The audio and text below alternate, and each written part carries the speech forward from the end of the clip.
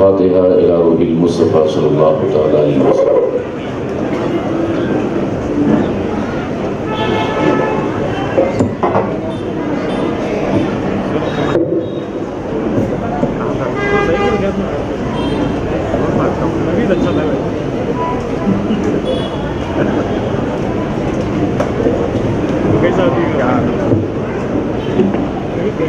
نور یزدہ مدد سید و سلطان مدد شاہ شاہ فخر رسول مدد توئی سلطان دو عالم توئی مقصود حیات مالک دنیا و دین کعبے ایما مدد بیر صدیق و عمر اسب عثمان و علی بطفیل ہما اصحاب درشاں مدد غوث اعظم ببنے بے سر و سامہ مدد قبلہ دین مدد کعبے ایما مدد آسیم لبن کشت طالب بخشش ہستم بحر زہرا و موئی شاف اسیاں مدد در گلو توق غلامی شہ شرف دارم یا حبیبی بطفیل شہ سنہ مدد یا حبیبی بطفیل شہ سنہ مدد یا حبیبی بطفیل شہ سنہ مدد قال اللہ تعالی فی شان حبیبہ الکریم ان اللہ ملائکتہ یصلون علی النبی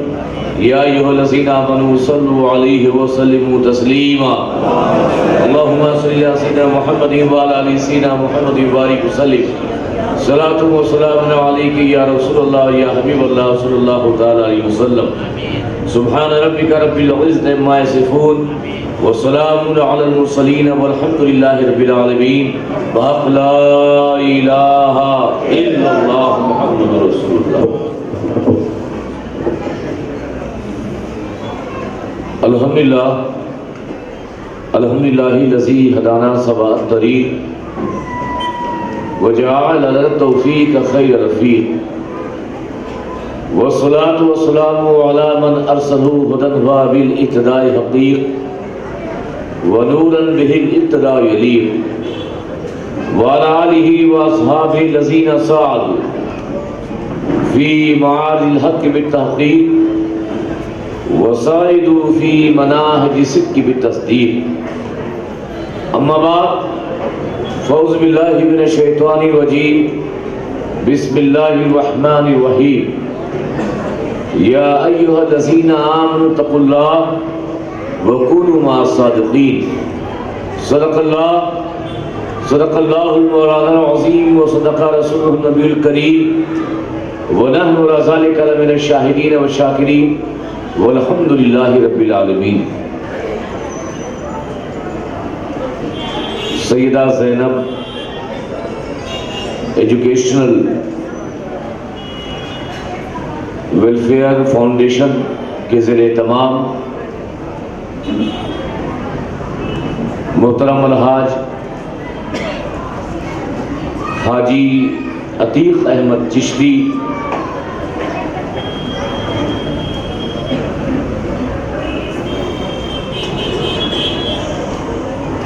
کے تعاون سے اور تمام مشائخ تمام سادات علماء کرام مفتیان اعظام اور آپ تمام سنی مسلمان پردہ نشین خواتین حضرات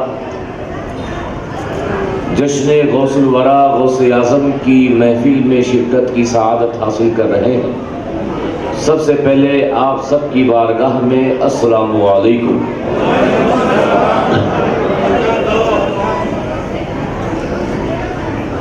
اللہ تبارک تعالیٰ کی بارگاہ میں یہ دعا ہے کہ اللہ تبارک تعالیٰ ہماری اس محفل کو قبول فرمائے۔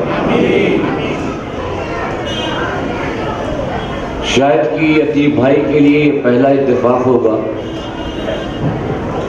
کہ کسی ایک خاص مقرر کو 4 مہینے میں 3 بار بلا چکے ہیں۔ میں محرم میں بھی آیا، 12ویں میں بھی آیا، اور غوث اعظم نے مجھے 11ویں میں بھی بلا لیا۔ سبحان اللہ۔ میں جو پردہ نشین خواتین ہیں ان سے گزارش کروں گا اپنے بچوں کو خاموش رکھیں تاکہ ایک اچھے ماحول میں ایک اچھی گفتگو کرنے کا ذہن بنے اور موڈ بنے۔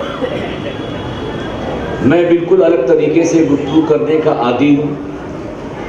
پہلے 5-10 منٹ آپ کو اپنے پورے ذہن کو زور دینا پڑتا ہے، تب جا کر کے میں کہنا کیا چاہتا ہوں وہ آپ کو سمجھ میں آئے گا.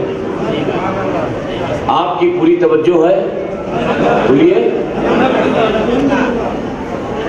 آئیے سب سے پہلے ہم اپنے آقا و مولا احمد مجتبیٰ پیارے مصطفیٰ سرور کون و مکان صلی اللہ تعالی علیہ وسلم کی بارگاہ بے کس پناہ میں جھوم کر درود پاک پڑھیں. اللہم صلی علی سیدنا محمد وعلی آل سیدنا محمد بارک وسلم صلاۃ و سلام علیک یا رسول اللہ یا حبیب اللہ صلی اللہ تعالی علیہ وسلم. ایک بار اور بابا سے بلند پڑھ لیں. اللہم صلی علی سیدنا محمد وعلی آل سیدنا محمد بارک وسلم صلاۃ و سلام علیک یا رسول اللہ یا حبیب اللہ صلی اللہ تعالی علیہ وسلم. چند اشعار آپ کی سماعتوں کے حوالے اور اسٹیج پر بیٹھے ہوئے تمام علماء اور مشائخ سادات کرام کی خصوصی توجہ کہ تجھ پہ مرمر کے ہوئے، تجھ پہ مرمر کے ہوئے سارے جیالے زندہ. اگر سمجھ میں بھی نہ آئے تو کم سے کم بول دیجئے. تجھ پہ مرمر کے ہوئے سارے جیالے زندہ، یا رسول اللہ تو بھی زندہ ہے، تو بھی زندہ ہے، تیرے چاہنے والے زندہ. تجھ پہ مرمر کے ہوئے سارے جیالے زندہ، تو بھی زندہ ہے، تیرے چاہنے والے زندہ. اور آتش عشق میں یوں خود کو جلالے زندہ. آتش عشق میں یوں خود کو جلالے زندہ. ارے مر بھی جائیں تو رہیں تیرے اجالے زندہ. میں شعر کو سمجھا دوں. پیران پیر غوث الاعظم دستگیر کو اس دنیا سے گئے ہوئے کتنے سال ہوئے؟ کتنے سال ہوئے؟ تقریباً 1000 سال. کتنے سال؟ 1000 سال. غریب نواز کو اس دنیا سے گئے ہوئے کتنے سال ہوئے؟ تقریباً 900-950 سال. محبوب الہی 850 سال. صابر کلیری 800 سال. مخدوم سنہ 750 سال. یہ اس لیے نا جب وہ تھے بظاہر تبھی تو وہ عبادت کرتے تھے، تبھی تو اللہ کو یاد کرتے تھے، تبھی تو نماز پڑھتے تھے، تبھی تو روزہ رکھتے تھے، تبھی تو حج کرنے گئے، تبھی تو زکوٰۃ دیتے، تبھی تو اچھے اعمال کرتے، تبھی تو نیک کام کرتے. لیکن کب؟ جب وہ 1000 سال پہلے ظاہری طور پر زمین پر موجود تھے، مگر غوث اعظم نے اللہ کے عشق میں، نبی کی محبت میں اپنی زندگی کو ایسا گزارا کہ 1000 سال گزر گئے، آج بھی 11ہی کی شکل میں غوث اعظم کے اجالے زندہ ہیں. غریب نواز 950 سال گزر گئے، مگر آج بھی غریب نواز کی چھٹی زندہ ہے.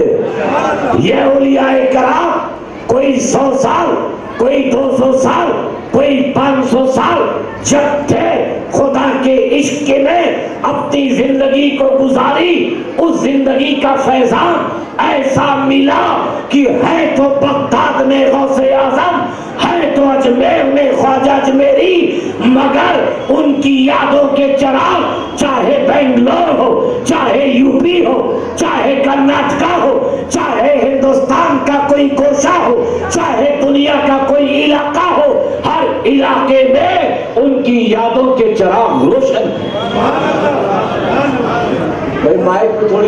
بڑھا دے بھائی.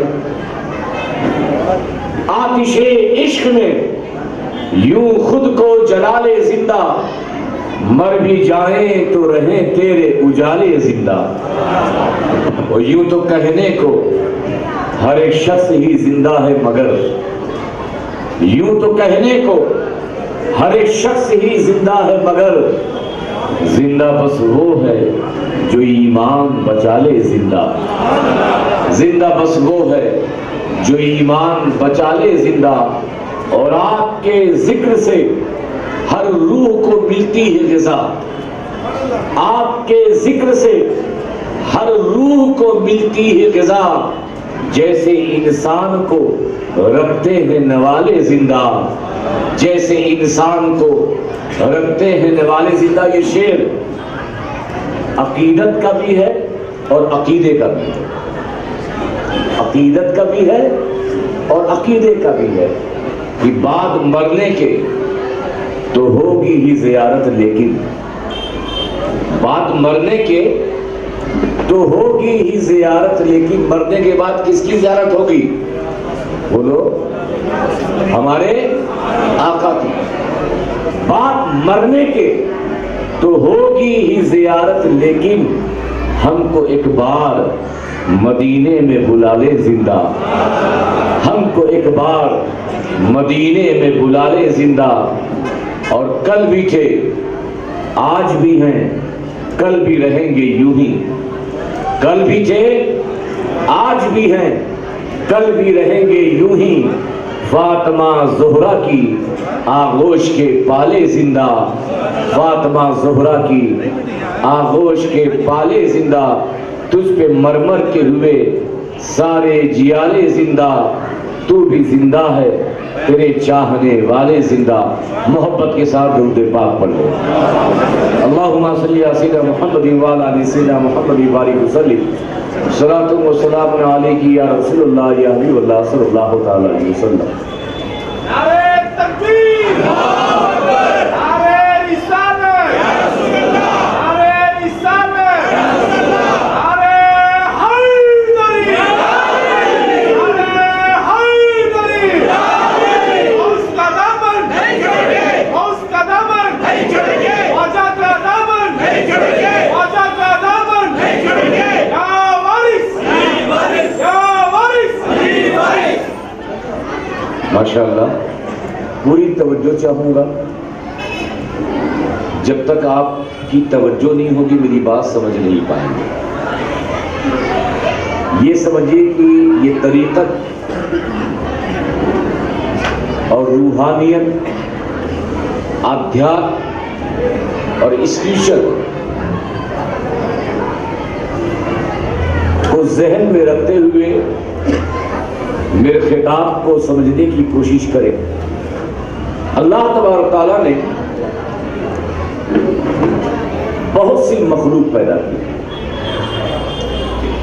جنات بھی بنائے, جانور بھی پیدا کیے, فرشتے بھی بنائے, زمین بنائی, آسمان بنائی, 18,000 عالم بنایا, قسم قسم کے نباتات, جمادات, حیوانات پیدا کیے. مگر اللہ نے سب سے خوبصورت, سب سے اعلیٰ, سب سے اشرف, سب سے مکرم, سب سے اکرم, سب سے بہتر اپنی مخلوق میں اگر کسی کو بنایا ہے تو حضرت انسان کو بنایا. اللہ نے سب سے بہتر ہمیں اور آپ کو بنایا. قرآن میں ہے لَقَدْ خَلَقْنَا الْإِنسَانَ فِي أَحْسَنِ تَقْوِيمٍ. ہم نے انسان کو بہترین ساخت, بہترین بناوٹ, بہترین شکل و صورت کے ساتھ اس دنیا میں پیدا کیا, اس دنیا میں اس کی تخلیق فرمائی. تو سب سے اعلیٰ کون؟ انسان. بولیے, سب سے اعلیٰ کون؟ انسان. مگر اس انسان کے اندر بھی اللہ نے کئی دنیا بنائی، عظیم نعمتوں سے انسان کو سرفراز کیا۔ ایک انسان جب گزرتا ہے تو اپنے ساتھ کئی دنیا کو لے کے گزرتا ہے۔ اللہ نے ہاتھ بنایا، اللہ نے پیر بنایا، اللہ نے آنکھیں دی، اللہ نے زبان دیا، اللہ نے چہرہ دیا، اللہ نے بال عطا کیے، اللہ نے پیٹ دیا، منہ دیا، ناک دی، کان دی، سب دیا۔ مگر اس میں جو سب سے افضل والا ایک ہے، اللہ کی مخلوق میں سب سے افضل والا انسان۔ اب ہماری باڈی میں سب سے افضل کیا ہے؟ ہماری باڈی میں سب سے عظیم شے کیا ہے؟ تو انسان کے بدن میں دو چیز سب سے افضل ہے، سب سے اعلیٰ ہے، سب سے عظیم ہے۔ اگر یہ دو چیز نکال دی جائے تو یہ انسان نہیں رہے گا۔ ایک ہے انسان کا دماغ، ایک ہے انسان کی عقل، اور دوسرے ہے انسان کا دل۔ پیر نہ ہو زندگی گزر سکتی ہے، ہاتھ نہ ہو زندگی گزر سکتی ہے، آنکھ نہ ہو زندگی گزر سکتی ہے۔ لیکن اگر کسی کے پاس دماغ نہ ہو، کسی کے پاس عقل نہ ہو، تو ایسا شخص زندہ نہیں رہ سکتا۔ اور ایسے ہی کسی کے پاس دل نہ ہو تو بغیر دل کے کوئی انسان زندہ رہ سکتا ہے؟ بولو، اتنی بات سمجھ گئے؟ ابھی میں آپ کو سمجھا رہا ہوں۔ تمام مخلوقات میں سب سے افضل والا انسان۔ انسان کے تمام اعضاء میں دو چیز سب سے اعلیٰ، ایک ہے دل اور دوسرا کیا ہے؟ ایک ہے دل اور دوسرا کیا ہے؟ دماغ۔ دل اور دماغ میں فرق ہے۔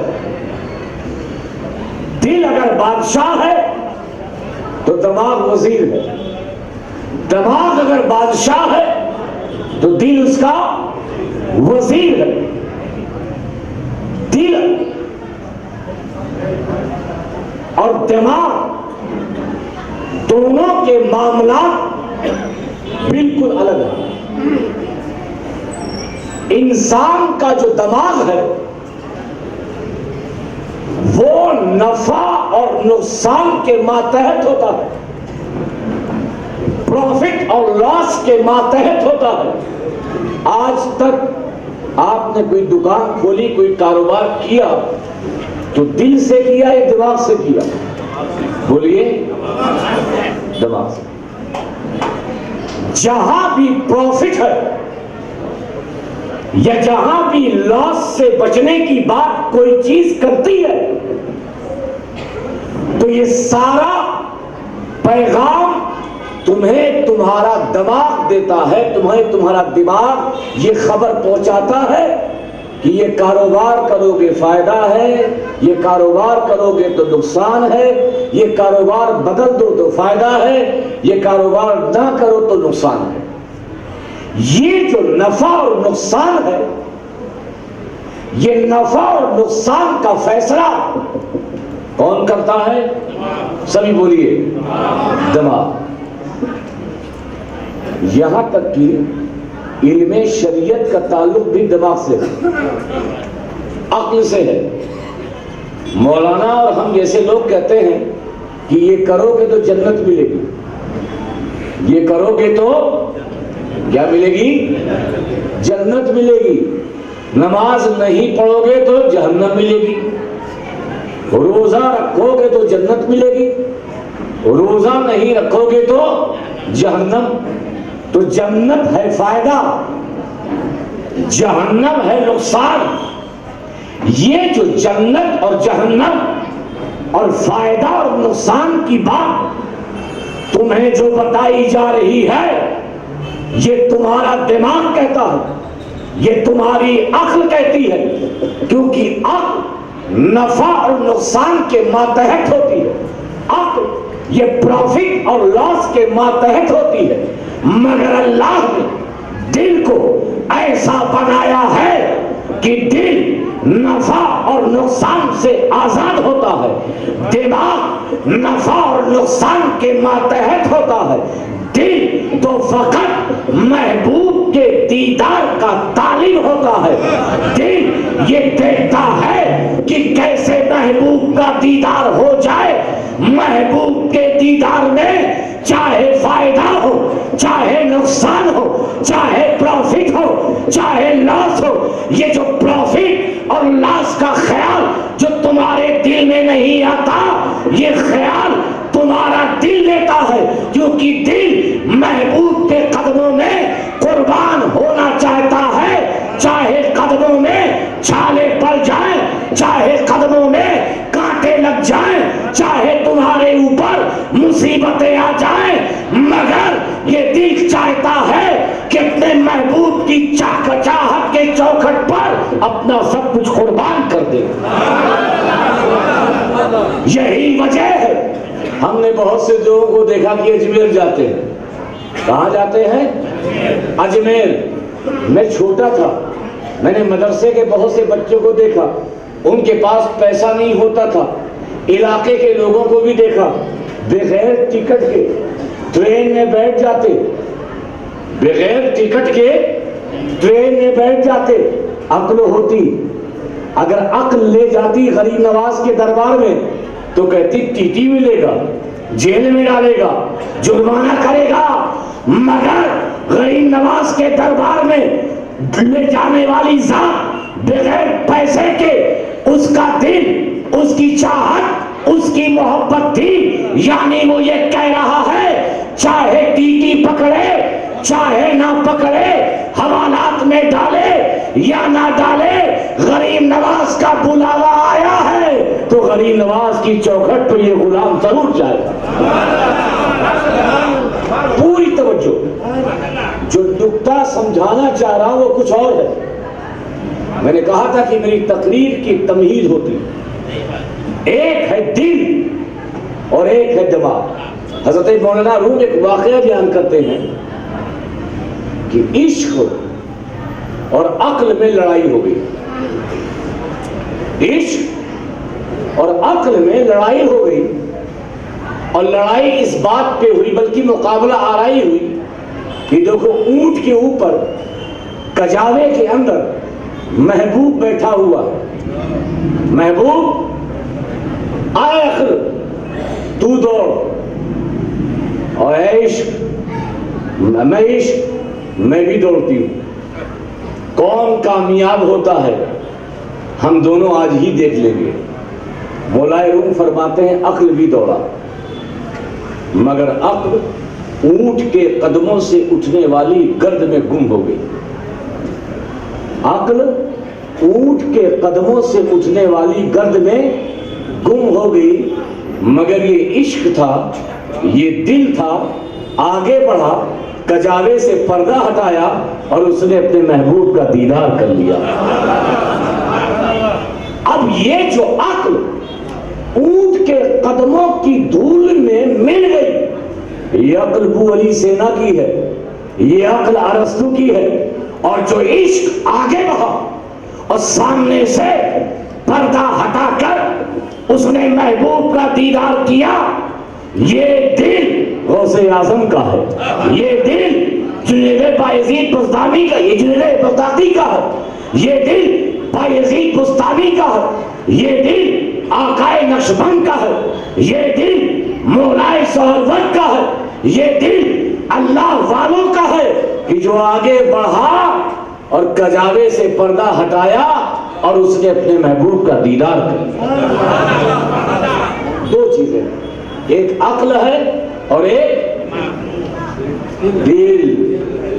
ایک عقل ہے، دل، چاہے ایک دماغ ہے، دوسرا سبھی بولو نا دل۔ دل اللہ نے دیا تو اس نے خالی نہیں چھوڑا۔ اللہ نے دل کے اندر محبت کے جذبات دیے۔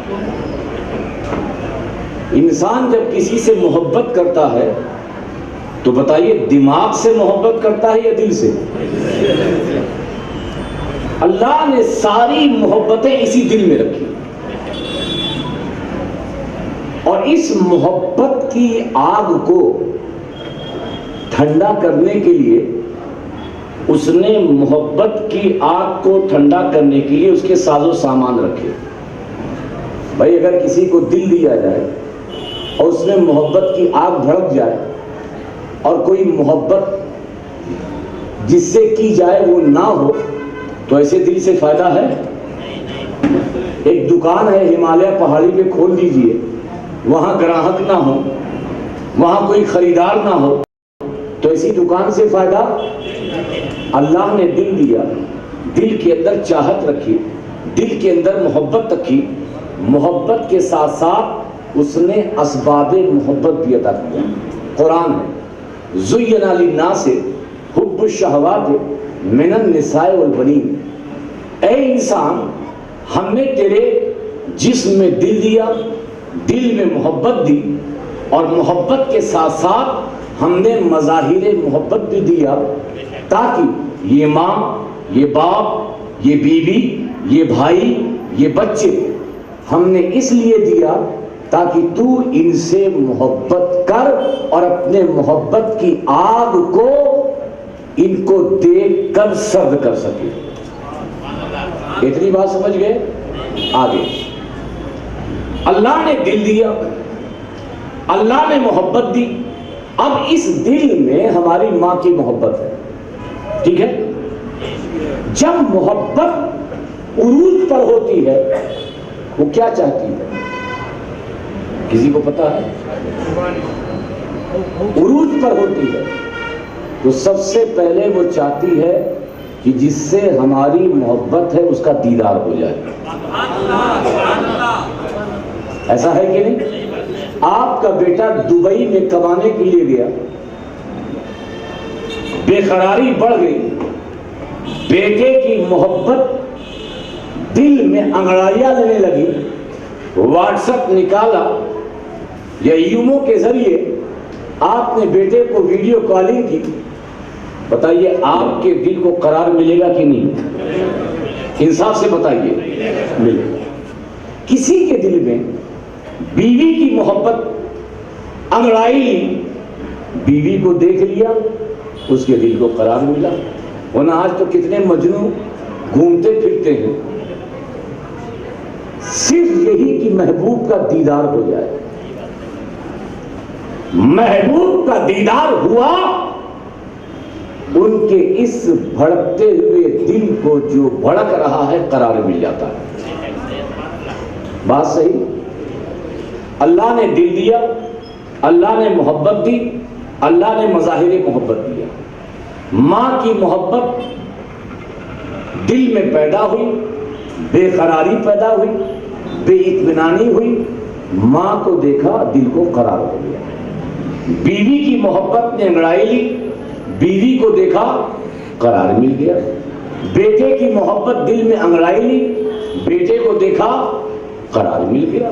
دوست کی محبت دل میں جذبات کے ہلچولے کھلا رہی تھی، دوست کو دیکھا دل کو قرار آ گیا۔ اس لیے کہ چاہت کا یہ مزاج ہے، محبت کا یہ مزاج ہے کہ جب تک وہ اپنے محبوب کو دیکھے نا تب تک اس چاہت کو قرار نہیں ہوتا۔ محبوب کو دیکھا قرار مل گیا۔ بات صحیح؟ آپ کو پوچھواتے جا رہا ہوں، ٹھیک؟ اب میں آپ سے پوچھ رہا ہوں، اس دل میں بیوی کی محبت، اس دل میں ماں کی محبت، اس دل میں بھائی بیٹے رشتے دار ناطے دار دوست و احباب سب کی محبت، اسی دل میں تو خدا کی بھی محبت ہے۔ توجہ، جس طرف میں آپ کے ذہن کو لانا چاہتا ہوں، کوئی الگ سے دل تو ہے نہیں، یہی دل ہے۔ اسی دل میں دنیا کی محبت، اسی دل میں ماں کی محبت، اسی دل میں بہن کی محبت، اسی دل میں پیر کی محبت، اسی دل میں بیوی کی محبت، اسی دل میں رسول کی محبت، اسی دل میں اللہ کی بھی محبت ہے۔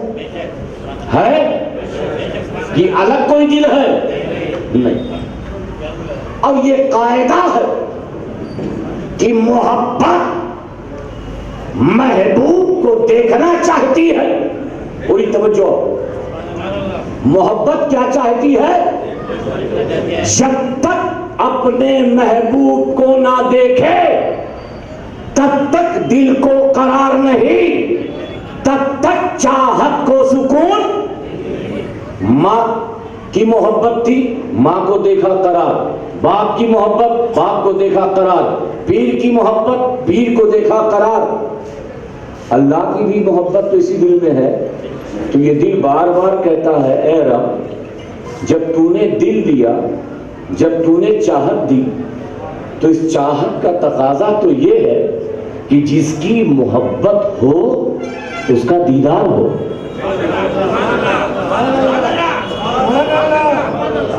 نہیں سمجھے؟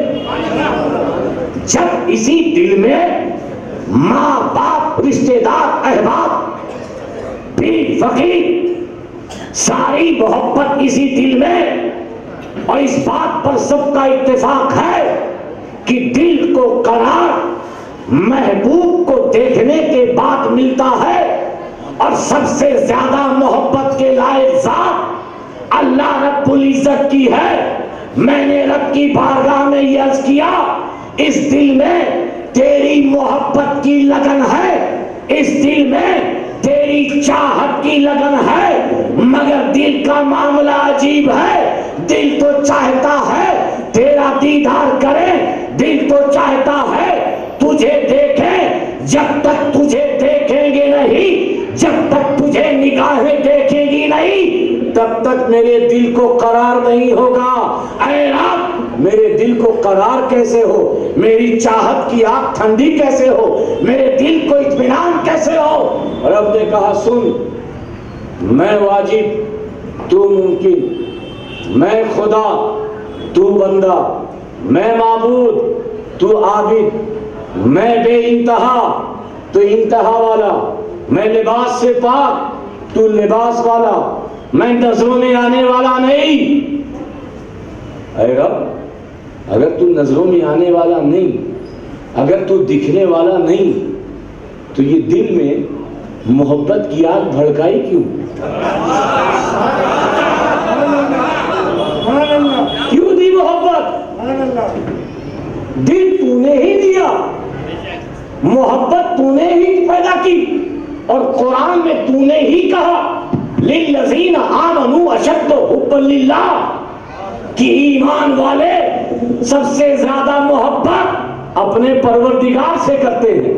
تو جب سب سے زیادہ محبت تیری اس دل میں، تو سب سے زیادہ تڑپ بھی تیری ہوگی، سب سے زیادہ تڑپ بھی۔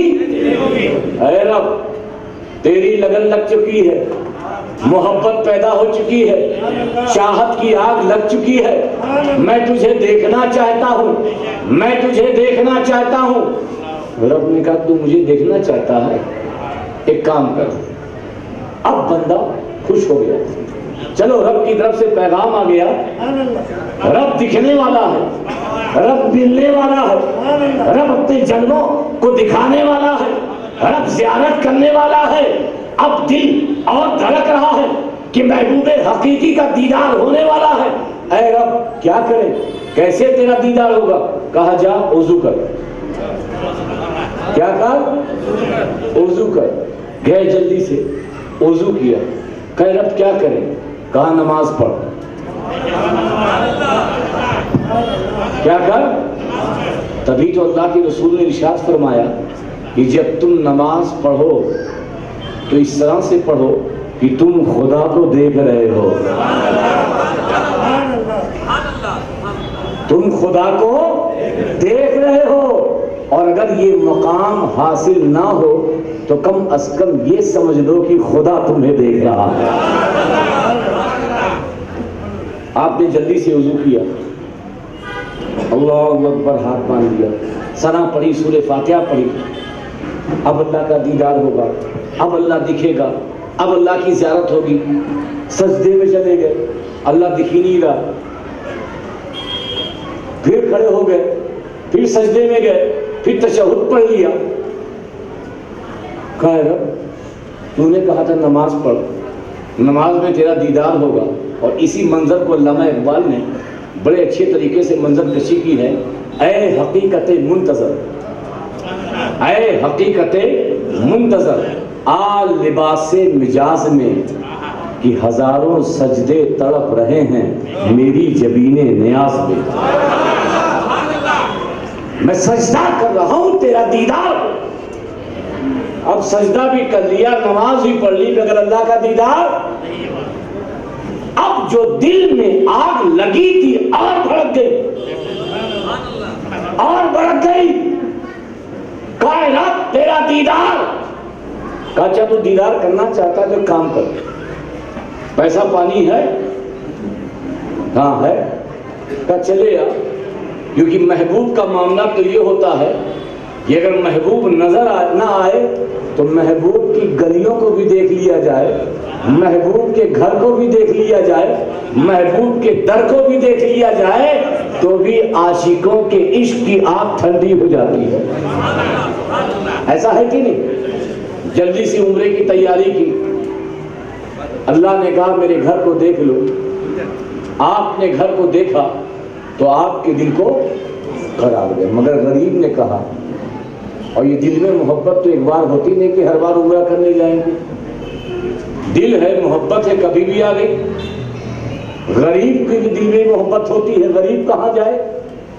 تو اللہ نے کہا دیکھ, پوری توجہ. اب جو جس نقطے کے لیے میں نے یہ ساری بات کہی ہے,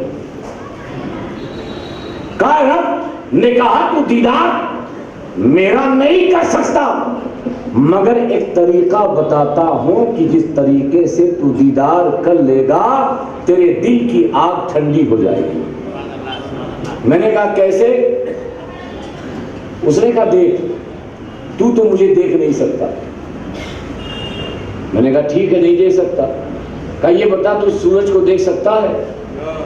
آپ لوگ سورج کو دیکھ سکتے ہیں؟ کوئی ہے؟ بولیے ہاں یا نہیں, بولیے نہیں. لیکن اگر سورج کو کوئی دیکھنا چاہے, دیکھ تو نہیں سکتے مگر دیکھنا چاہے, تو سائنسدانوں نے ایک طریقہ بتایا کہ ایک میرر لیں گے, ایک آئینہ لیں گے. کیا لیں گے؟ آئینہ. آئینہ سمجھتے ہیں؟ میرر. ایسے ہم نے آئینے کو رکھ دیا, چوتھے آسمان پہ سورج چمک رہا. اب اس آئینے میں جو چیز نظر آ رہی ہے یہ سورج ہے یا کیا ہے؟ بولیے کیا ہے؟ سورج تو چوتھے آسمان پہ. سورج کہاں ہے؟ چوتھے آسمان پہ. اس آئینے میں کیا ہے؟ سورج کا جلوہ, سورج کا عکس ہے. لیکن جو چوتھے آسمان پہ تھا اس آئینے میں نظر آیا کہ نہیں؟ جو چوتھے آسمان پہ تھا, جو تمہاری آنکھیں دیکھ نہیں سکتی تھی, مگر آئینے میں یہ سورج کو تمہاری آنکھیں کسی نہ کسی طریقے سے دیکھ سکتی ہیں. اس آئینے کے بغل میں ایک آئینہ اور رکھا ہے, اسی سے متصل. اس آئینے کے بغل میں ایک آئینہ اور رکھا. 4 آئینے رکھے, 5 آئینے رکھے, 6 آئینے رکھے, 50 آئینے رکھے. سورج آسمان پہ ایک چمک رہا ہے مگر ایک آئینے سے ہوتا ہوا سورج 50 آئینے میں نظر آ رہا ہے. سورج ایک آئینے سے ہوتا ہوا وہ 50 آئینے میں نظر آ رہا ہے. سمجھے کیا؟ یہی تو اولیاء اللہ کا سلسلہ ہے. ہماری آنکھیں خدا کو نہیں دیکھ سکتی. ارے جب اس کے بنائے ہوئے سورج کو نہیں دیکھ سکتی تو یہ آنکھیں خدا کو کیسے دیکھ سکتی ہے؟ تو خدا نے اپنا دیدار کرانے کے لیے اپنی ذات و صفات کے جمال و جلال کا مظہر کا ایک آئینہ آئینے مصطفیٰ بنایا. ایک آئینہ آئینے مصطفیٰ بنایا. اور آئینے مصطفیٰ جب بنا تو نبی نے اپنے بغل میں صدیق اکبر کا آئینہ، صدیق اکبر کے بغل میں فاروق اعظم کا آئینہ، فاروق اعظم کے بغل میں عثمان غنی کا آئینہ، عثمان غنی کے بغل میں مولا علی کا آئینہ، امام حسن کا آئینہ، امام حسین کا آئینہ. یہ آئینے کے سلسلے رکے نہیں. ایک آئینہ بغداد میں نصب ہوا، ایک آئینہ اجمیر میں نصب ہوا، ایک آئینہ دہلی میں نصب ہوا، ایک آئینہ کلیر میں نصب ہوا، ایک آئینہ مگن پور میں نصب ہوا، ایک آئینہ مہارا میں نصب ہوا، ایک آئینہ دیوا میں نصب ہوا، ایک آئینہ کچھوچے میں نصب ہوا. ارے لوگوں نے سمجھا یہ جلوہ غوث اعظم ہے، لوگوں نے سمجھا یہ جلوہ غریب نواز ہے، لوگوں نے یہ سمجھا یہ جلوہ وارث پاک ہے. مگر جب اندر کی نگاہ ڈالی تو در حقیقت اس میں جلوہ مصطفیٰ تھا اور آئینے مصطفیٰ میں جلوہ خدا تھا. نعرہ تکبیر، نعرہ رسالت، نعرہ حیدری، حسینیت، حسینیت، حسینیت. سبحان اللہ، سبحان اللہ. جب تم بزرگوں کے آستانے پہ جاتے ہو تم یہ سمجھتے ہو کہ فلاں بزرگ کے آستانے پہ گئے ہیں، تم یہ سمجھتے ہو کہ فلاں اللہ والوں کے آستانے پہ گئے ہیں. در حقیقت وہ آستانے آئینہ ہے اللہ رب العزت کے ذات و صفات کا، جو مصطفیٰ جان رحمت کے آئینے سے ہوتا ہوا ان کے آستانوں سے وہ جلوہ چمکتا ہوا نظر آتا ہے. اور دل تو محبوب کو جو دیکھنا چاہتا ہے تو اللہ نے ایک ترکیب بتا دی، ایک ترکیب بتا دی کہ تو مجھے نہیں دیکھ سکتا مگر جو میرے قریب ہیں ان کو تو دیکھ لے گویا کہ تو نے مجھے دیکھ لیا. مگر یہ عشق، یہ محبت بڑی عجیب، یہ چاہت بڑی عجیب چیز ہے. محبوب کو اگر دیکھ نہ پائے تو محبوب کی آواز بھی سن لے تو بھی دل کو قرار مل جاتا ہے. ایسا ہے کہ نہیں؟ جو لوگ ویڈیو کالنگ نہیں کر پاتے تو کیا وائس کالنگ سے ان کو قرار نہیں ملتا؟ 2-2 گھنٹہ 3-3 گھنٹہ رات بھر بتیاتے رہتے ہیں، ویڈیو کالنگ کا موقع نہیں مل پاتا تب بھی ان کو قرار ہو جاتا ہے، رات گزر جاتی ہے. تو محبت اگر دیکھے نا تو سن بھی لے محبوب کی آواز کو تب بھی اس کے دل کو قرار مل جائے. ایک بزرگ تھے حضرت میاں محمد، کیا نام تھا؟ میاں، پاکستان کے بہت مشہور بزرگ. یہ مستجاب الدعوات ولی تھے، یعنی جو بھی دعا مانگتے تھے کوئی بھی دعا اللہ تعالیٰ رد نہیں فرماتا، پوری کر لیتا. اتنے اللہ اللہ کی بارگاہ میں محبوب تھے. خلق خدا کی بھیڑ، کسی کو بچہ نہیں ہے، کسی کی دکان نہیں چل رہی ہے، کوئی مصیبت میں ہے، کوئی پریشانی میں ہے، کوئی بیمار ہے، کوئی قرضدار ہے، سب آتے حضور آپ اللہ سے دعا کیجئے میری پریشانی دور ہو جائے. میاں محمد ہاتھ اٹھاتے اللہ کی بارگاہ میں دعا کرتے کہ فلاں آیا ہوا ہے، بڑا پریشان ہے، اللہ تعالیٰ اس کی پریشانی دور فرما دے. اللہ جو ہے اس کی پریشانی دور کر دے. مگر پرابلم یہ تھی کہ حضرت میاں محمد خود بیمار رہتے تھے، خود بیمار رہتے تھے، اور ان کو بار بار کھانسی آتی تھی، بار بار کھانسی آتی. گھر میں کوئی نہیں تھا، صرف والدہ تھی. تو والدہ نے بار بار کہا بیٹا تو لوگوں کی ضرورتیں پوری کرتا ہے، تو اللہ کی بارگاہ میں دعا کرتا ہے، لوگوں کی پریشانیاں دور ہو جاتی ہے، تو اپنے لیے کیوں نہیں دعا کرتا؟ اپنے لیے دعا کر لے تاکہ تیری لیے پریشانی دور ہو جائے. تو حضرت میاں محمد بات آتی اور ٹال جاتی. مگر ماں کا دل جو ہے وہ ماں کا دل ہوتا ہے. آپ دیکھیں ایک چھوٹا سا بچہ بیمار ہو جائے اور خاص طور سے کھانسی آنے لگے رات میں، تو ابا تو بستر لے کے چھت پہ چلے جاتے ہیں، تو سنبھال، تو نے پیدا کیا ہے تو سنبھال، میں تو چلا دوسرے کمرے میں. ماں بیچاری ہوتی ہے وہ کروٹ بدل کر کے اگر کھانسی آتی ہے شہد کھلاتی ہے، ادرک کھلاتی ہے، رات بھر جب تک اس کی کھانسی رک نہیں جاتی تب تک ماں کو قرار اور ماں کو چین نہیں آتا. بات صحیح کہ نہیں؟ ابا تو بھاگ لیتے ہیں، کیا دنیا آئس کریم کھلائی تھی نا تبھی تو کھانس رہا ہے یہی. لیکن ماں چھپاتی بھی ہے اور رات میں علاج بھی کرتی ہے تاکہ بیٹے کی تکلیف دور ہو جائے، تب جا کر کے ماں کے دل کو قرار و سکون ملتا ہے اور وہ نیند میں آتی ہے. اب یہ ماں تھی، رات میں کھانستے تھے. اب رات میں کھانستا ماں کو بڑا عجیب لگتا تھا، رات میں کھانستا ہے یہ بڑا عجیب ہے، کہیں دوا بھی نہیں لے جاتا، ڈاکٹر کے پاس نہیں جاتا، حکیم کے پاس نہیں جاتا. ایک دن پھر کہا میاں محمد بیٹا میری بات مان لو، کسی حکیم کے پاس چلے جاؤ، کسی ڈاکٹر کے پاس چلے جاؤ، تمہاری یہ بیماری دور ہو جائے.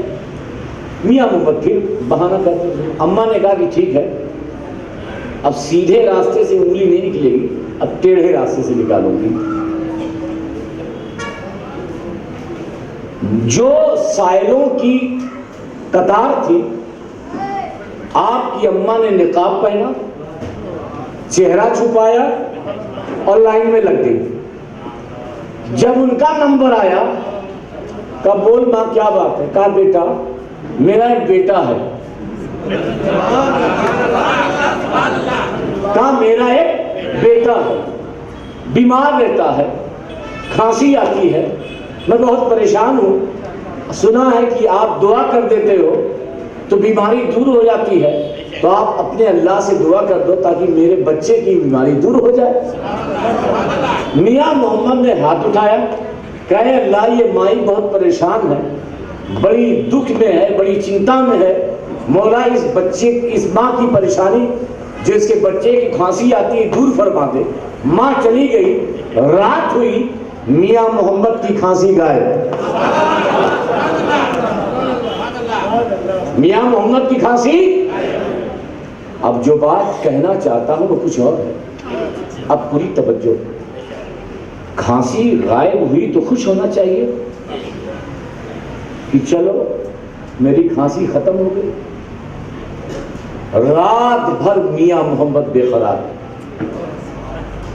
فجر کا وقت آیا، اپنی ماں کے پاس گئے، کہا امی جان ایک سوال کرنا چاہتا ہوں، اس کا جواب دے دیجیے. کہا بیٹا کیا بات ہے؟ کہ ایک بات بتائیے، آج جو لائن میں ایک عورت آئی تھی اور اپنے بیٹے کے کھانسی کے لیے اس نے دعا کروایا تھا، امی جان صحیح بتاؤ وہ تم تھے؟ کہا بیٹا میں کیا کرتی تھی، جب تم مان ہی نہیں رہا تھا تو میں نے یہ طریقہ نکالا، میں نے یہ راستہ نکالا. تو حضرت میاں محمد نے کہا ماں تو نے صحیح نہیں کیا، توجہ، ماں تو نے صحیح نہیں کیا، تو کچھ بھی کر لیتی، وہ سب برداشت تھا، مگر ماں جو تو نے یہ کیا ہے میرے ساتھ اچھا نہیں کیا۔ ماں سوچ میں پڑ گئی، بیٹا میں ماں ہوں، میں نے تیرے بھلے کے لیے کیا، اور تو کہتا ہے کہ اچھا نہیں کیا۔ بیٹا بات کیا ہے؟ تو ناراض کیوں ہو رہا؟ تیری آنکھوں میں آنسو کیوں ہے؟ تو درد سے کرا کیوں رہا ہے؟ تو بے چین کیوں ہے؟ تو حضرت میاں محمد نے جواب دیا، ماں بات یہ ہے کہ جب مجھے کھانسی آتی تھی تو رات کے آخری پہر میں میرا پروردگار مجھ سے پوچھتا تھا، میاں محمد تیرا حال کیسا ہے؟ آج رات آئی، کھانسی نہیں آئی، میرے رب نے میرا حال نہیں پوچھا۔ ماں جو لذت خدا کے کلام کو سننے میں تھی وہ مصیبتوں کو برداشت کرنے میں نہیں، ہزاروں مصیبتیں برداشت، کھانسی برداشت، بیماریاں برداشت، مگر جب خدا ایک بار کلام فرما لیتا تھا تو سارے درد دور ہو جاتے تھے، سارے غم دور ہو جایا کرتے تھے۔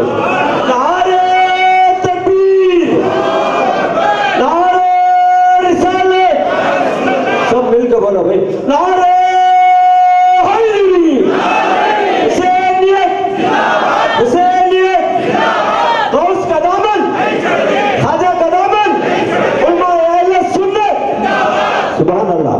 آپ دیکھیں دل میں محبت ہے، جو قرار محبوب کو دیکھنے میں، محبوب کو سننے میں ملتا ہے، بڑی سے بڑی تکلیفیں گوار ہے۔ اسی لیے کربلا میں حسین نے ہر تکلیف برداشت کر لی۔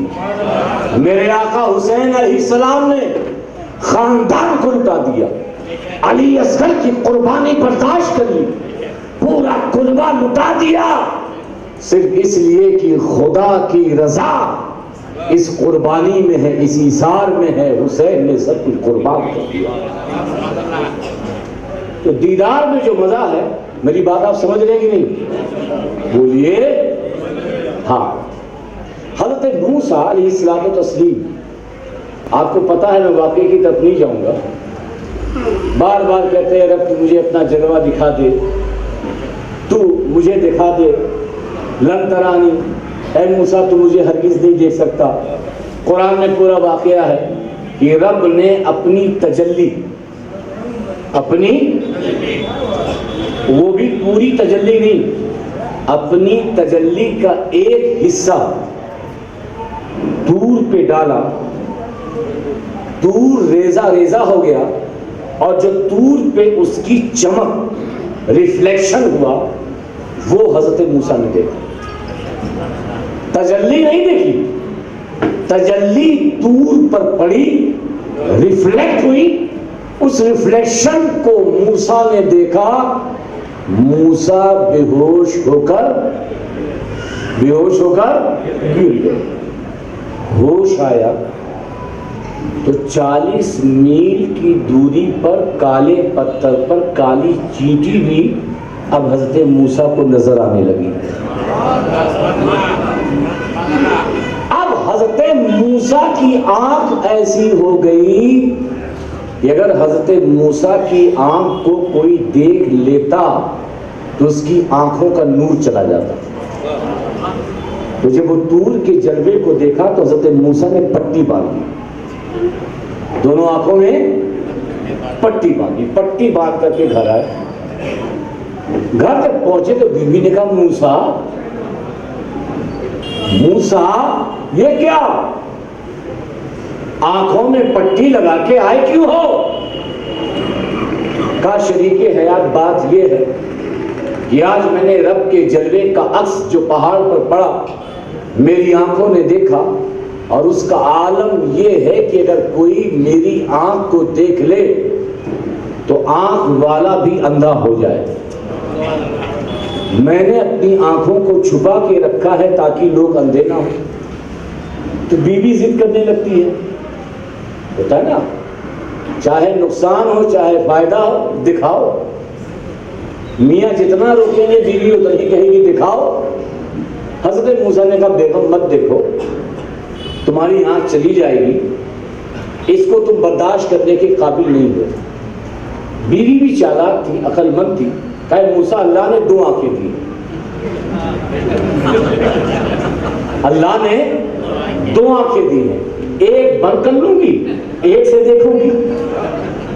ایک چلی گئی کوئی بات نہیں، ایک تو رہے گی. اب بیوی کی جب ضد ہوئی تو کہا کہ حضرت موسیٰ نے اپنے چہرے سے نقاب اور آنکھوں سے پٹی کو ہٹایا. اب پوری توجہ.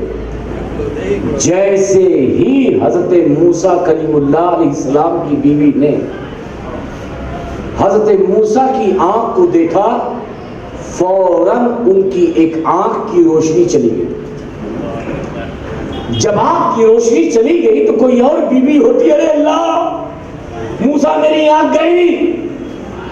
مگر حضرت موسیٰ کی بیوی نے کیا جواب دیا؟ توجہ، اے موسیٰ میری ایک آنکھ کی روشنی گئی، کوئی بات نہیں، پھر آنکھوں سے پردہ ہٹاؤ، آنکھوں سے پردہ ہٹاؤ. یہ آنکھ بھی اس جلوے کو دیکھنا چاہتی ہے. اگر اللہ 1000 آنکھیں بھی دے تو جو جلوہ تیری آنکھوں نے دیکھا ہے 1000 آنکھیں بھی اس رب کے جلوے پر قربان ہے. آپ دیکھیے یہ کیوں ہے؟ کیونکہ جنہیں اپنے رب سے پیار ہوتا ہے، جنہیں اپنے پروردگار سے پیار ہوتا ہے، جو ایمان والے ہوتے ہیں، جن کے دل اس محبت میں انگڑائی لیتے ہیں، تو ان کا نقشہ ہی عجب ہوتا ہے کہ وہ رب کے دیدار میں تڑپتے رہتے ہیں. اگر رب نظر نہیں آتا تو رب کی تجلیات کی برسات جہاں بھی ہوتی ہے، یہ ایمان والے گلی گلی کوچا کوچا ان درگاہوں ان آستانوں پہ جاتے ہیں تاکہ ان کے دل کو قرار مل جائے. مگر ایک بات اور بولوں گا، سنو گے تو بولوں. میری بات سمجھ میں آ رہی ہے نا؟ ہمارے وہاں ہوتا کیا ہے کہ جب یہ اتنے پاورفل ہیں، اتنے پاورفل ہیں، تو ہر مراد ان کے وہاں پوری کیوں نہیں ہوتی؟ کسی نے کہہ دیا کہ بھیا آپ کو لڑکا نہیں ہے، جاؤ غریب نواز کے وہاں جاؤ، تمہیں لڑکا مل جائے گا. اب بیچارہ 7 سال کیا 11 سال گیا مگر لڑکا اب وہ پالا بدلنے لگتا ہے، یار یہ سب بیکار ہے، یہ سنیوں کا ڈھکوسلا ہے، یہ ولیوں کیا کچھ نہیں ہے، بس ایسے ہی ہمارے جیسے ہیں یار، مجھ کو تو اولاد ملی نہیں. یہ بولتا تھا کہ غریب نواز کے وہاں جا کے اولاد مل جائے گی، اگر اولاد ملنی ہوتی تو مجھے کیوں نہیں ملی؟ اس کا 2 جواب دیتا ہوں. ایک جواب تو یہ ہے کہ ایک یہودی تھا اور اس نے بہت سے ولیوں کو دھوکہ دیا. دھوکہ کیسا دیا؟ اس کی زبان میں دھوکہ دیا، میری زبان میں نہیں، کیونکہ اللہ کے ولی کسی سے دھوکہ نہیں کرتا. مسلمانوں کا وہ لباس پہنے ہوئے تھا اور اس وقت کے جو بڑے بڑے ولی تھے ان کے پاس جاتا تھا، کہتا تھا کہ اللہ کے رسول صلی اللہ علیہ وسلم نے ارشاد فرمایا ہے اتقوا فراست المؤمنین فإنہ ینظر بنور اللہ، کہ مومنوں کی فراست سے بچو کیونکہ وہ اللہ کے نور سے دیکھتے ہیں. اس حدیث کا وہ مطلب پوچھتا تھا، اگر کوئی مطلب نہیں بتا پاتا تو سوچا یہ سب بیکار ہے. اب ظاہر سی بات ہے کہ جو اللہ کے نور سے دیکھے گا وہ تو پتہ لگا لے گا کہ یہ یہودی نہیں ہے نا. تو ہر جہاں گیا تو کسی نے کہا ہی نہیں کہ تم یہودی ہے. تو ہوتے ہوتے وہ حضرت بایزید بستامی کے پاس آیا اور کہا حضور میں بہت پریشان ہوں، ایک حدیث پاک کا مطلب سمجھنا چاہتا ہوں. اتقوا فراست المؤمنین فإنہ ينظر من نور اللہ، کہ مومنوں کی فراست سے بچو کیونکہ وہ اللہ کی نور سے دیکھتا ہے. تو حضرت بایزید بستامی نے کہا پہلے تو اپنا لباس اتار، تو دھوکہ دے رہا ہے یہودی اور بنا ہوا ہے مسلمان. قدموں پہ گر گیا اور یہ ارادہ کیا تھا کہ جہاں بھی مجھے یہ پہچان جائیں گے میں انہی کے ہاتھ پر اسلام لے آؤں گا. فوراً حضرت بایزید بستامی رحمۃ اللہ تعالی کے ہاتھ پر ایمان لے آیا.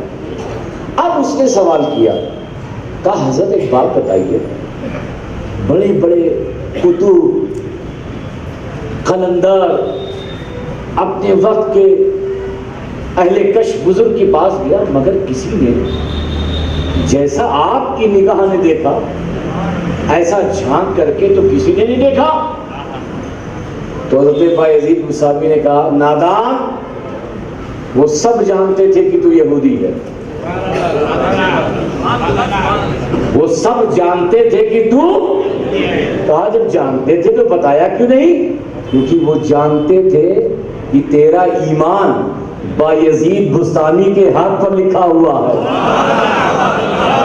کیونکہ تو نے یہ ٹھان لیا تھا جہاں مجھے اس حدیث کا مطلب بتا دیں گے انہی کے ہاتھ پر ایمان لے آؤں گا. تو جب تیرا ایمان میرے ہاتھ پر لکھا ہوا تھا وہ لوہے محفوظ پڑھ رہے تھے تیرے اس دیش، تیرے جب تو آتا تھا تو اس حدیث کا مطلب نہیں بتاتے تاکہ تو بایزید کے پاس پہنچ جا اور ان کے ہاتھ پر تو اسلام لے آ. یہ اللہ کے ولی سب صاحب اختیار ہیں مگر انہیں پتا ہوتا ہے کہ تیرا علاج کہاں پر ٹھیک ہوگا. اس لیے تو اس خیال میں مت رہنا کہ اگر وہاں گئے تو ٹھیک کیوں نہیں ہوا، بلکہ ان سے یہ عرض کر مجھے وہاں بھیج دے جہاں میری قسمت پہ میرا علاج ہے. سمجھ گئے؟ بولو. دوسری دلیل، آپ غریب نواز کے آستانے پہ گئے ہیں، کتنے لوگ گئے؟ چلیے 20-25 لوگ تو گئے. اب انشاءاللہ تعالیٰ آئندہ جو ہے ہمارے حاجی صاحب بنگلور سے اجمیر کی میٹنگ کا انتظام کریں گے، آپ لوگ گھبرائیے نہیں.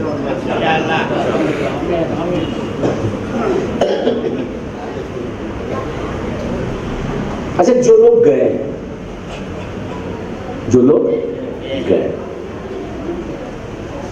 اب یہیں سے سوچ کے گئے کہ وہاں جائیں گے تو یہ مانگیں گے فاتحہ پڑھیں گے، پھول چڑھائیں گے، چادر چڑھائیں گے، یہی سب تو ہوتا ہے نا. آپ گئے تو آپ دعا کہاں مانگتے ہیں؟ کوئی بولے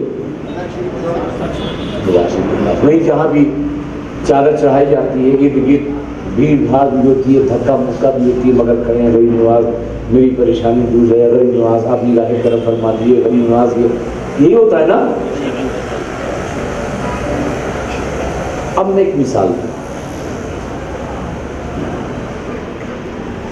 اب آپ کیا نام ہے؟ عرفان. ان کے گھر میں ایک فقیر آ جائے، منگتا آ جائے، بھیک مانگنے والا جائے اور سیدھے بیڈ روم میں چلا جائے. کہاں جائے؟ بول تو دو کہاں؟ بیڈ روم میں. اور کہے عرفان بھائی اللہ کے نام پہ 1 روپیہ دے دو، 10 روپیہ دے دو، میں بہت بھوکا ہوں، کئی دنوں سے کھایا نہیں ہوں. آپ ایمانداری سے بتائیے یہ عرفان بھائی جب اس کے بیڈ روم میں وہ بھکاری جائے گا تو 1 روپیہ یا 10 روپیہ دیں گے؟ چپل ماریں گے. صحیح کہ نہیں؟ نہ لایا تیری اوقات، تیری حیثیت، کہاں سے تو آ گیا میرے بیڈ روم میں؟ چل بات کوئی بھی ہوگا بھگا دے گا کہ نہیں؟ عتیق بھائی آپ بھی بھگاؤ گے پھر دو گے؟ بھگا عتیق بھائی بھی بھگائیں گے، جو بیچارے دیتے لیتے رہتے ہیں وہ بھی بھگا دیں گے۔ اب اگر کوئی دروازے میں مانگے، دے بھی سکتے ہو نہیں بھی دے سکتے، چلر نہیں ہے آگے وہ بابا جب دے دیا، بیڈ روم میں آیا دو گے؟ جلدی جلدی بولو، دروازے پہ آیا وہ منگتا ہے، وہ بھکاری ہے، منگتے کی جگہ کہاں ہے؟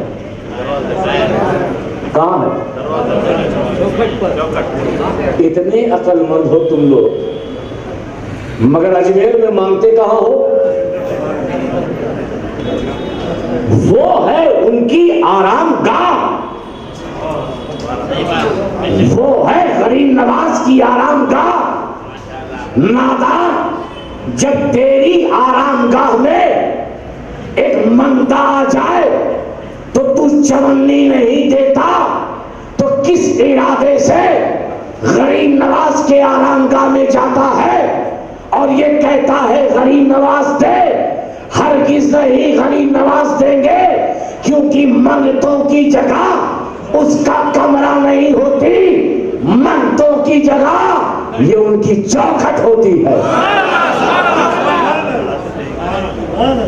جب تم غریب نواز کے آستانے پر چوکھٹ پہ کھڑے ہو گئے، اپنے دامن کو پھیلاؤ گے، غریب نواز بنگلور سے آپ کا منگتا آیا ہے، آپ کے گھر کا بھکاری آیا ہے، آپ کے گھر کا سائل آیا ہے، غریب نواز عطا کر دیجئے، غریب نواز دے دیجئے، غریب نواز اپنے دامن کو پھیلائے ہوئے ہیں۔ قسم خدا کی جب تم اپنے دروازے سے ایک فقیر کو نہیں لوٹاتے تو عطائے رسول تمہیں کیسے لوٹائے گا؟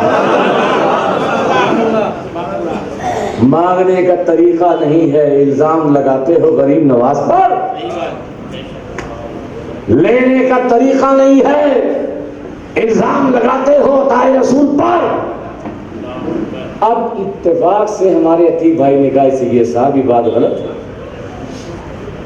آپ تقریر میں تو لمبی لمبی بول رہے ہو، ہم نے کچوشے میں آپ کو دیکھا ہے یا مخدوم پاک کے آستانے میں اندر ایسی مانگ رہے تھے؟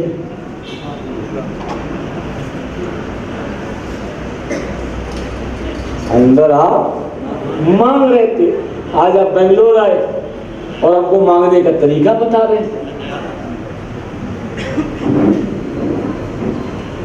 بات تو برابر کی، دیکھا برابر، تو میں نے کہا کہ بھائی معاملہ دوسرا۔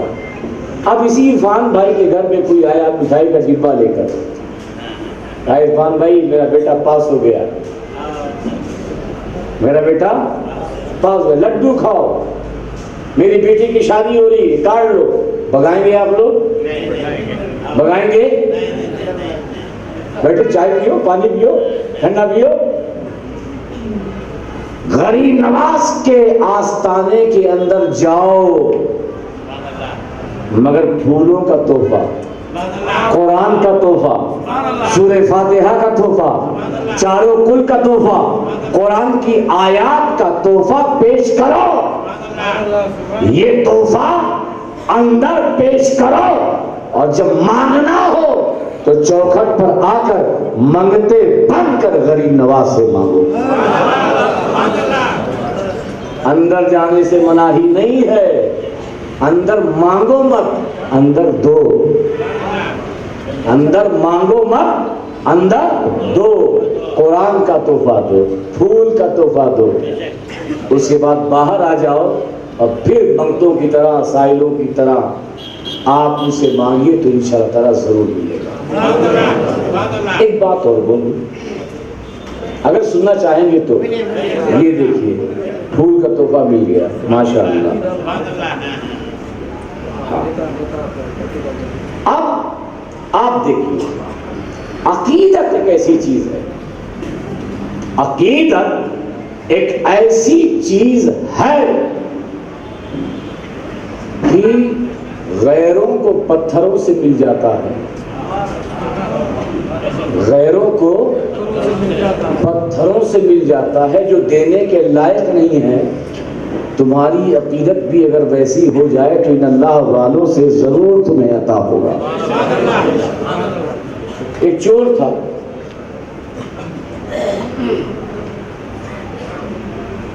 بیوی 50 سال کی عمر ہو گئی.